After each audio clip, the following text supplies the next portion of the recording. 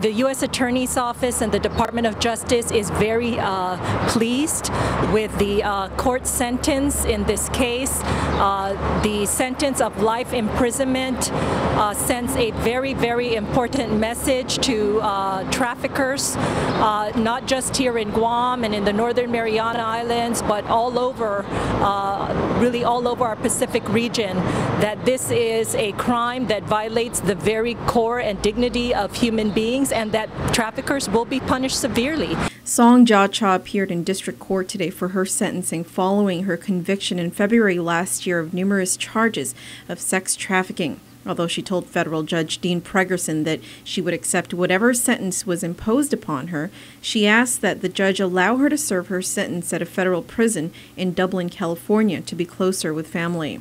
Despite accepting the life sentence Judge Pregerson handed down to her, the 71-year-old continued to maintain her innocence. In her statement, she offered no apology to the victims, nor did she acknowledge her involvement in the sex trafficking crimes. Instead, she accused her former attorney Howard Trapp and a former interpreter of stealing from her by raiding her bank account even before she signed a power of attorney authorizing them to draw down funds. She also accused attorney Trapp of inventing a lie recommending that she be placed on suicide watch while she was in prison. As an orphan child, Cha said she actually hated feeling lonely and wanted nothing more than to spend time with her family. Cha's attorney Joseph Rosano clarified that Cha's underlying message is that because of the alleged stealing, Trapp and her former interpreter may not have been determined to effectively defend her during her trial.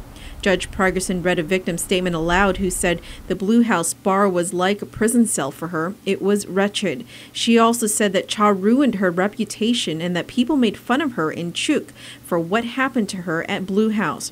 The judge remarked that Cha's actions were not far removed from slavery. Cha was found guilty of luring young girls from Chuuk to come to Guam with the promise of legitimate jobs only to be subjected to prostitution at her bar. The sex trafficking occurred from 2004 to January 2008.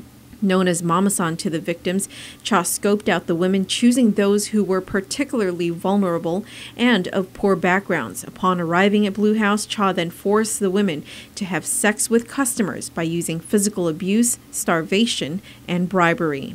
We're very proud of the victims for showing the courage, the perseverance to come into court, to testify, to tell their story. We think today's sentence definitely sends a strong message that what happened to them was wrong.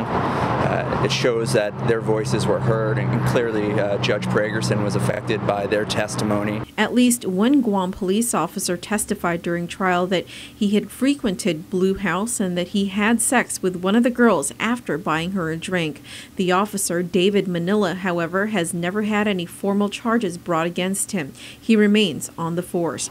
Asked whether the U.S. Attorney's Office will bring charges against Officer Manila, U.S. Attorney Alicia Limtiaco could not confirm that an investigation is pending. Certainly, there are efforts to look into allegations,